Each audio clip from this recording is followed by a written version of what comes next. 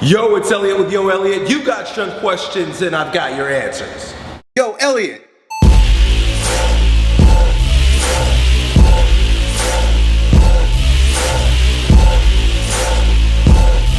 Today we got a great question from our buddy Josh, who wants to know, will his friend destroy his knees and possibly end his hockey career by squatting with poor form? Check him out.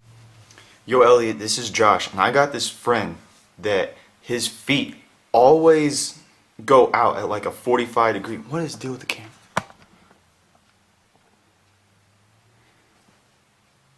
Okay. So this friend that I got, his feet go out at a 45-degree angle like this all the time. And it's probably a result of him skating a lot because he's on the ice hockey team at school. But when he does his squats, he still does it at that 45-degree angle. So when I went over to his house one day, I said, hey, why don't you try to do your squats with like your feet straight? And even on bodyweight squats, his knees would buckle like really, really bad. And that makes me think that he's at a serious risk of like blowing out his knee or doing some kind of serious injury.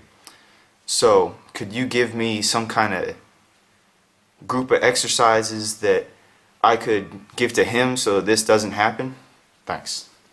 Josh, thanks for your question, and your friend should be happy to have you so concerned about his form, because you're right, he is going to destroy his career and destroy his knees by squatting with the form that he has. The strange thing is that he's doing exactly what he's supposed to do as a hockey player. He's been taught either by his coaches or just through experience that the best way to propel forward in the sport of hockey is by driving the knees in and pushing from the inside of the foot. From my experience in working with hockey players, that creates a situation where there's muscular imbalance due to the pattern overload. So basically, he's taught his muscular system through the brain and the nervous system how to perform a particular computer program.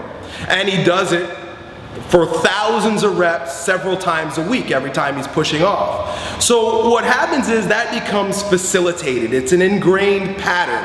When he goes and tries to do other things that aren't associated with that computer program, because the brain hasn't been taught multiple other programs, and this is why I think it's good that athletes, especially young athletes, play a lot of different sports instead of specializing, but because he hasn't been exposed to a lot of different types of moves, his nervous system just falls back on the old programming that it has, or the only program that it has, and he gets the bar on his back, and his knees and feet look like he's going to push off and skate forward, which he's not doing.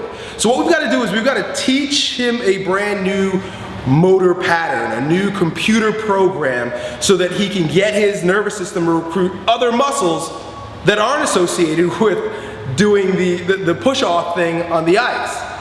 So the very first thing that I teach my clients to do is to stretch the muscles that have become tonic because of the pattern overload. So if you're a baseball player, it's going to be your shoulders or the anterior delt. Depending on the sport, you're going to have certain common muscular imbalances. For hockey players, it's going to be tight adductors. So the first thing he's going to need to do is stretch the adductors. This is really important because they're overdeveloped from pushing off the way he does.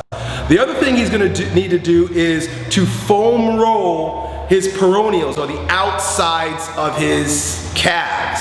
The reason why, again, is because those muscles have become, or that fascia has become really tight, short, tonic, because. So before squatting, have him do those two things. Now, when he gets the bar on his back, you're going to coach him to show your crotch. Basically, he's going to have to spread his knees while he's squatting. And the best cue that I've discovered for getting athletes to spread their knees when they're squat is to tell them, show their crotch. So when you tell him to show his crotch, he's going to be doing two things at once. He's going to be stretching the adductors, and he's also going to be strengthening the muscles that have become phasic or really weak, which are his glutes, or the external rotators of his femur. So give him those verbal cues, have him stretch those muscles that I described, and teach him how to squat properly. You're a good friend. Thanks for asking this question. I hope this helps. Keep me posted. Let me know if this my advice supports him in strengthening the glutes, which he needs to do, and stretching the adductors so that he can squat properly, get stronger, and be a better hockey player without killing himself. Talk to you next time. Yo, Elliot,